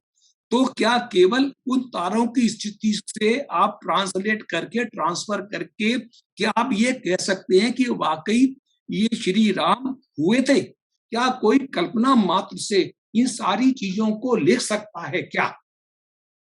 और जहां पूरा सीक्वेंस बना सकता है क्या? एक ऑल्टरनेटिव सपोर्ट सिस्टम कहीं डिस्कवर करना है जो इन फाइंडिंग को फर्दर इसको सपोर्ट करे, इनको आगे बढ़ाए। कि राम 7-8 हजार साल पहले या 10,000 साल पहले पैदा हुए थे और कृष्ण 5,000 साल पहले हुए हैं। ऐसा लगता है कि त्रेता युग और द्वापर युग में 5,000 का अंतर हुआ, द्वापर युग खत्म हो गया उसके बाद तो अगर 10,000 साल पहले त्रेता था और अब कलयुग है, इसका मतलब एक युग 10,000 से कम समय का है। हम कई बार हमारे शास्त्रों में पढ़ते हैं कि एक काल कलयुग 4,32,000 का है, द्वापर इसका × 2 है, त्रेता 3 है और वो 4 है। ये काल भेद इतना ज्यादा है हमारे शास्त्रों में कि हमें पता ही नहीं चलता हम किस बात को माने किसको नहीं माने। ऐसा है कि मैंने इस पुस्तक में एक एनेक्सर लगाया है, अपेंडिक्स लगाया है। उस अपेंडिक्स में मैंने युगों की अवधारणा क्या है और उसमें कहाँ कहीं विसंगति आ गई, ये दिया है अपने हम्बल स्टाइल में। मैंने ऐसे ही नहीं बताया, भागवत पुराण को भी पढ़ा, मनुस्मृति को भी पढ़ा और विष्णु पुराण को भी पढ़ा, जहाँ पे युगों का बारे में लिखा है। महाभारत में भी लिखा है। वो हर जगह ये लिखा है कि सतयुग 4000 वर्ष का होता है, 400 साल की संध्या आगे और पीछे। फिर त्रेता 3000 वर्ष का होता है, 300 वर्ष की संध्या आगे और पीछे। फिर द्वापर 2000 वर्ष का होता है, 200 वर्ष की संध्या आगे और पीछे। और कलयुग केवल 1000 वर्ष का होता है, उसकी संध्या आगे और पीछे। जिसका मतलब ये हुआ, ये टोटल मिला के संध्या भी मिला के 12000 वर्ष बनते हैं। तो उसके बाद एक जगह ये श्लोक है कि सूर्य उत्तरायण में 180 दिन लेता है और दक्षिणायन में 180 दिन लेता है। इसलिए वो देवताओं का जो उत्तरायण है वो उनका दिन है, दक्षिणायन उनकी रात है। तो 360 दिन का देवताओं आदमियों का दिन उन्होंने कह दिया वो रात है। अब ये आप पे मैं छोड़ती हूँ ये जज करने के लिए कि क्या ये मानना सही है कि हम मानव वर्षों को 360 से मल्टीप्लाई कर दें और फिर कहें कि चतुर्युग तो 43,20,000 साल के होते हैं। और फिर हम ये भी कहें कि कलयुग 1200 को आपने 360 से मल्टीप्लाई कर दिया, एग्जैक्टली 4,32,000 आ जाएगा। तो बहुत स्टडी किया, बहुत बड़े-बड़े लोगों से डिस्कस किया, क्योंकि मैं तो अपने आप को बहुत छोटा मानती हूँ ग्रंथों में और उनमें हमारी नॉलेज कहाँ है। तो मैंने देखा कि पूरी लाइन लगी हुई है, श्री श्री जी से लेके योगेश्वरानंद जी से लेके जग्गी वासुदेव से लेके और 6th BC में एक अपने संत है, मेरे को नाम भूल गया, वो उन्होंने सभी ने ये दिया कि ये कहीं गलती होगी। दिन रात की उत्तरायण और दक्षिणायन की लेंथ से आप मानव वर्षों को मल्टीप्लाई नहीं कर सकते। तो इसलिए चतुर्युग वास्तव में हमारे ग्रंथ में कहीं भी ऐसा नहीं लिखा कि ये 43,20,000 है। ये जरूर लिखा है कि ऐसे ऐसे है और दिव्य वर्ष होता है जो वो मानव के 360 वर्ष उनका एक दिव्य वर्ष ऐसे चलता है। तो पहले तो 360 दिन नहीं होते, साल में 365 दिन ऑड होते हैं। फिर ये कहीं मानना नहीं गया। फिर बात तो सिर्फ मेजॉरिटी और माइनॉरिटी ओपिनियन की हो गई। एंशिएंट टाइम से चला आ रहा है कि ये गलत है, ये गलत है, चतुर्युग तो ये है। तो हमारा ये मानना है कि हमारा पूरा हिंदुस्तान का इतिहास इस चतुर्युग में पूरा फिट बैठता है। 9000 साल पहले आप ऋग्वेद के संदर्भों के आकाशीय दृश्य देख सकते हो। 7000 साल पहले आप रामायण के संदर्भों के आकाशीय दृश्य देख सकते हो। 5000 साल पहले आप महाभारत के आकाशीय दृश्य देख सकते हो। 2200 वर्ष पहले आप अथर्ववेद के आकाशीय दृश्य देख सकते हो। तो और डिसेंडिंग और असेंडिंग भी है। क्या आपकी किसी भी की कॉमन सेंस को ये अपील करेगा कि सडनली कलयुग से सतयुगी मानव आ जाएगा, हम कलयुग के बाद सतयुग बना देते हैं? वो कहते हैं कि डिसेंडिंग और असेंडिंग ऑर्डर चलता है।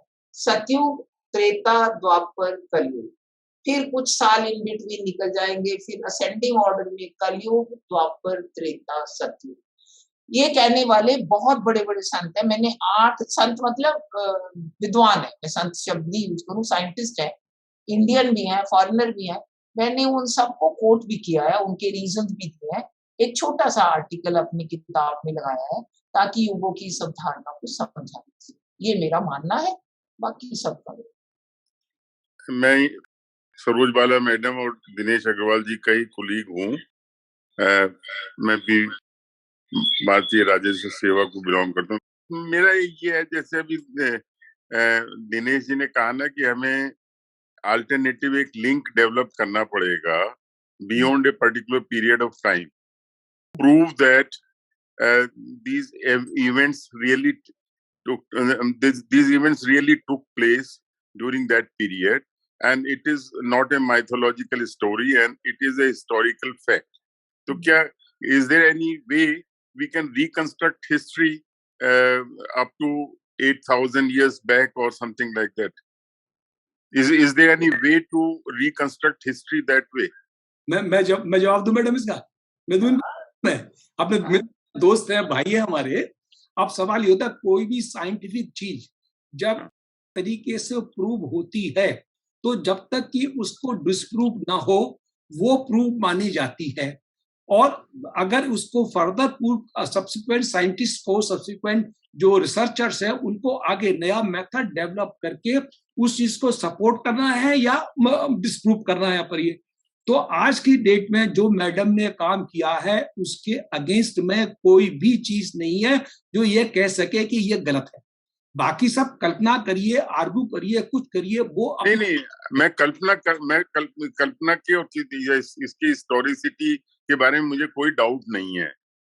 लेकिन जैसे इतिहास लिखा जाता है, जैसे हमारे पास जो रिटन हिस्ट्री है वो फ्यू थाउजेंड इयर्स तक की है, तो authentically any methodology which is acceptable to the modern society, क्या उस तरीके से इतिहास को पीछे जाके लिखा जा सकता है, which may be accepted by the modern society? अच्छा, दूसरी बात यह है कि जैसे इस पुस्तक में मुझे ऐसा लगा कि आपने राम के मानवीय गुणों को उजागर किया है और उन्होंने जो भी किया, जो भी उनका कार्य क्षेत्र रहा, जो उन्होंने जो युद्ध लड़े, जो समाज के लिए अपने चरित्र का एक उदाहरण पेश किया, तो वो इस रूप में पेश किया कि एक मनुष्य इस तरह से अपनी लाइफ को कंडक्ट कर सकता है और उसके अंदर ये गुण हो सकते हैं और मानवीय रूप में सहज रूप से एक मनुष्य इस तरह के चरित्र का निर्माण कर सकता है. और जो उन्होंने जो बड़े बड़े युद्ध लगे, जैसे हजारों की सेना, खरदूषण की सेना को उन्होंने एक संक्रमण काल में ही अकेले ही उनको सबको मार गिराया और उस युद्ध में वो जीत भी गए. तो ये सब चीजें मनुष्य सुलभ हैं और हमें इस बात में क्यों संकोच होना चाहिए कि वो एक दिव्य शक्ति थे? मतलब क्या हम इस संकोचवश नहीं कहते कि हमारी सारी थीसिस या रिसर्च को एक ढकोसला ना बन जाए, एक मजाक का विषय ना बन जाए? हम मतलब उसको दिव्य शक्ति, उनकी दिव्य शक्ति को मान नहीं सकते क्या? मैं छोटी सी यहाँ क्लैरिफाई ये करूंगी. आइडिया एग्जैक्टली यही था कि मॉडर्न जनरेशन जिसको समझ सकती है. अभी तक तो क्या है, हमारी हिस्ट्री तो माइथोलॉजी हिस्ट्री है, हमारी वो माइथोलॉजी है, क्योंकि वो किस पे निर्भर है? सिर्फ जो रूलर्स हमारे अंग्रेज हमारे पे राज करते थे, भला वो क्यों कहने लगे कि आपने हमें सभ्य किया कभी? वो क्यों मानने लगे कि संस्कृत से लैटिन निकली होगी? वो नहीं मानने वाले थे. मगर अनफॉर्चुनेटली बाद में वही चलता रहा. मगर उसमें आपको कभी कोई साइंस मिली है? ये सारी किताबें, ये सारी जो रिसर्च है वो मैं अकेली कभी नहीं कर सकती थी. आपको तो गेहा साहब शायद मालूम भी होगा, आप कई फोरम पे आए भी होंगे मेरे सेमिनार्स में. हमने 2009 में मेरे रिटायर होने के बाद ये मई जून में एक institute of scientific research on Vedas create करी और उसके एडवाइजर कौन लिए? एडवाइजर लिए आर्कियोलॉजिकल सर्वे ऑफ इंडिया के director, additional director general, national institute of oceanography के डायरेक्टर,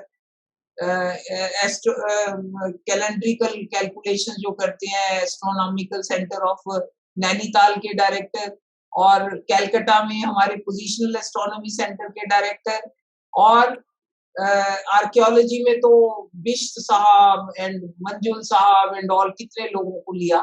फिर हमने पैलियोबॉटनी, प्लांट भी उस टाइम के जो थे, जो रामायण में मेंशन्ड है, हमने ये भी ढूंढा क्या एविडेंस है कि वो 7000 साल पहले इंडिया में थे, क्योंकि नॉर्मली तो कोई कहता ही नहीं कि कोई प्लांट भी थे तब. तो हमने नेशनल इंस्टीट्यूट, आपको तो मालूम है कि हमने पैलियोबॉटनी की जो इंस्टीट्यूट है लखनऊ की और अहमदाबाद की फिजिकल लेबोरेटरी से भी साइंटिस्ट जोड़े. तो ये कोई, और जियोलॉजी सर्वे ऑफ इंडिया से बल्दिया साहब को जोड़ा. अब इन सबको हमने कहा भी आप अपने अपने लेक्चर दीजिए, बताइए आपका सब्जेक्ट क्या कहता है. हम तो उसको लेंगे आपसे ही और इनपुट लेंगे, उसको समझेंगे, उनमें आपस में कोई रिलेशन है तो जोड़ेंगे। तो एटलीस्ट मैं ये कह सकती हूँ कि मुझे बहुत बड़े-बड़े विद्वानों ने ये क्या कहा है कि जब कोई नया आइडिया पूरे विश्वास और पूरी एविडेंस के साथ सामने आता है, तो उसको थोड़ा-सा समय लगता है मगर वो आता ज़रूर है। मेरा ये मानना है कि सिर्फ इंडिया का नहीं, आज से 10 साल, 15 साल, 20 साल बाद पूरे विश्व का इतिहास इसी तरह विज्ञान में के आधार पे लिखा जाएगा। इतिहास आर्ट का सब्जेक्ट नहीं रहेगा, इतिहास मल्टीपल साइंसेस का सब्जेक्ट बन जाएगा। ये मेरे को विश्वास है, मेरी जीवन टाइम में नहीं होने वाला, मगर ये होगा। और ये ऐसा नहीं है कि कोई मानता नहीं है, बहुत लोग ये कहते हैं कि ये सब जो लेफ्टिस्ट राइटिस्ट हिस्ट्री है, एपीजे कलाम जी क्या कहते थे, उन्होंने पूरी किताब, ये पूरा थीसिस जो मैंने आपके सामने रखा है, पूरा का पूरा एपीजे कलाम की पहले गाइडेंस में है, फिर उन्होंने पढ़ा। उन्होंने ये कहा अब इम्पेशेंट मत होना, ये कोई नया जो लिखा जाता है, ये मेरा तो कहते हैं एक ही पर्पस था कि हिस्ट्री ना लेफ्टिस्ट हो ना राइटिस्ट हो, हिस्ट्री साइंटिफिक हो, जिसमें हम शेयर्ड प्राइड फील कर सकें, बायस कोई ना हो। तो हम ये समझते हैं कि हमने एक अच्छी अटेम्प्ट करी है, मैंने और डीसी अग्रवाल ने मिलके।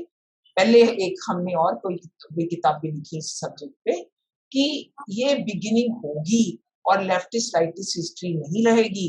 इंडिया की हिस्ट्री की पूरी होलोसीन पीरियड हम सबको मालूम है कि 11,700 साल पहले तो होलोसीन पीरियड हुआ। इसी पीरियड में आपके सतयुग, त्रेता, द्वापर, कलयुग, डिसेंडिंग असेंडिंग आने हैं। पर मेरे को कोई डाउट नहीं लगता कि यही है। हाँ, फर्दर स्कोप रिसर्च का हमेशा होता है, और ऐड करेगा और ऐड, कल कुछ और एविडेंस आ जाएगा, करो, ऐसा हमारा मानना। ठीक है, मैं जैसे आपको एक मामूली सी चीज सजेस्ट करूंगा कि एक शिव गीता जो है वो पब्लिश हुई है वहां से, चित्रपुर एक का आश्रम है कर्नाटक में।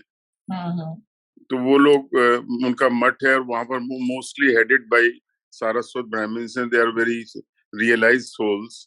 तो उन्होंने जो लिखा है उसमें जो, जैसे राम ने जब पंचवटी में रहते थे, जब उनको ये पता लगा कि उनको सीता को वापस लाने के लिए रावण जैसे शख्सियत से युद्ध करना पड़ेगा, तो और रामा के पास में जो शक्तियां थी उनको काउंटर करने के लिए उन्होंने एक बहुत बड़ी तपस्या की थी। उसमें पूरा डिटेल्ड वर्णन है। और उसके बाद में वो तपस्या कोई बहुत ही विकट टाइप की थी, उसमें कोई मामूली तपस्या नहीं थी। तो उसको करने के बाद में उनको शिवजी ने दर्शन दिए, और उनके साथ में शिवजी के साथ में बहुत सारे और देवता है, उन्होंने सबने अपनी अपनी शक्तियां उनको प्रदान की। और वो शक्तियां इस तरह की थी जैसे कि हम लोग रामायण या वाल्मीकि रामायण में से वर्णन सुनते हैं, युद्ध के बाद उन्होंने ये बाण छोड़ा, अग्नि बाण छोड़ा और ये छोड़ा। तो वो असल में वो इस तरह की शक्तियां थी जो देवताओं के पास थी, और देवताओं ने जब रामचंद्र जी को उसका उचित पात्र समझा तब उनको दी, और उसको देते वक्त भी उनकी शक्तियां देवताओं के पास भी बनी रही। और उन्होंने साथ में ये भी बताया कि इस पर्टिकुलर शक्ति का प्रयोग आप तब करेंगे जब इसकी निहायत जरूरत हो, क्योंकि उसमें कुछ शक्तियां ऐसी भी थीं जिनको प्रयोग करने से पूरी मानव, मतलब पूरे संसार का नष्ट हो सकता था। तो अगर उसका कोई साइंटिफिक बेस ढूंढा जाए कि उन्होंने किस किस्म की तपस्या की और उस तपस्या का क्या उद्देश्य था और क्या प्रक्रिया थी जिससे उन्होंने उस प्रकार की शक्तियों को हासिल किया, तो वो कोई अगर वो मानव के रूप में उन्होंने जन्म लिया था, चाहे वो दिव्य पुरुष भी थे, तो एक मानव जीवन व्यतीत करते हुए उन्होंने किस किस्म के प्रयोग किए और किस तरह से उन शक्तियों को हासिल किया, और वो शक्तियों का लिटरल मीनिंग क्या है। क्योंकि इतनी बड़ी बड़ी युद्ध हुए हैं जिनका हम लोग एक नैरेटिव फॉर्म में सुनते हैं, मतलब एक पोएट्री। आई थिंक हाँ जी, हम आपकी बात समझ गए हैं। कई लोग होंगे और क्वेश्चन पूछने वाले। मिस्टर ग्या, मैं ये कहूंगी कि यहाँ पे मैं कोट करूंगी भगवान सिंह जी को, बहुत बुक्स लिखी हैं उन्होंने, मैं उनकी किताबों को बाइबल मानती हूँ। उन्होंने जैसे लिखा है हड़प्पन, वैदिक हड़प्पन किताब लिखी है कि एक्चुअली हड़प्पन कौन है, प्री हड़प्पन, अर्ली हड़प्पन कौन है, वैदिक लोग है। तो वो ये जो है ये अपने अपने राम, सबका एंगल अलग अलग है देखने का, सबके पीछे कोई ना कोई रिसर्च पॉसिबल है, और उसका सारे एस्पेक्ट कोई एक आदमी कर लेगा, मैं कर लूंगी या दिनेश जी कर लेंगे, आप कर लेंगे, संभव नहीं है। ये भी एक एंगल है, जिसको जिसने किया उसको हम रिस्पेक्ट करते हैं, मगर ये एंगल हमने अभी स्टडी नहीं। Wonderful to be here at the launch with all the distinguished guests and our two amazing authors, Saroj ji and Shri Agarwal. Please keep supporting our authors and Garuda for bringing more and more of the authentic narrative from our civilization into your hands. Very important that we actually buy the books to support the authors, because that is why more people will come and more people will be writing, because the authors write to be read. They want that the books be read and people actually read what is presented. So thank you everybody for participating, everybody for coming, everybody who asked questions, and everybody who listened in as well. Namaste.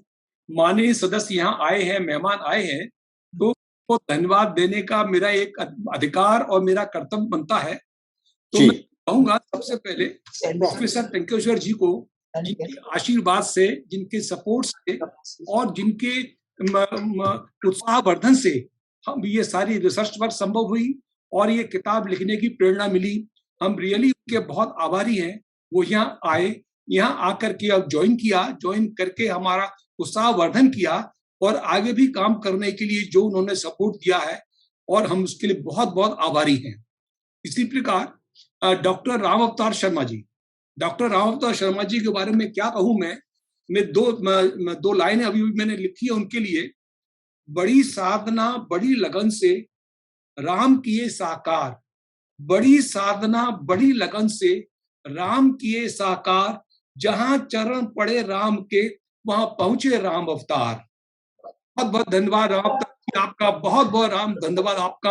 आपके साथ रहने से हमको वही भावना मिलती है कि बाकी सब कुछ राममय हो जाता है। ये हमारा आज का प्रोग्राम भी एकदम राममय हो गया आपके यहाँ आने से, आपके विमोचन करने से। धन्यवाद, बहुत धन्यवाद।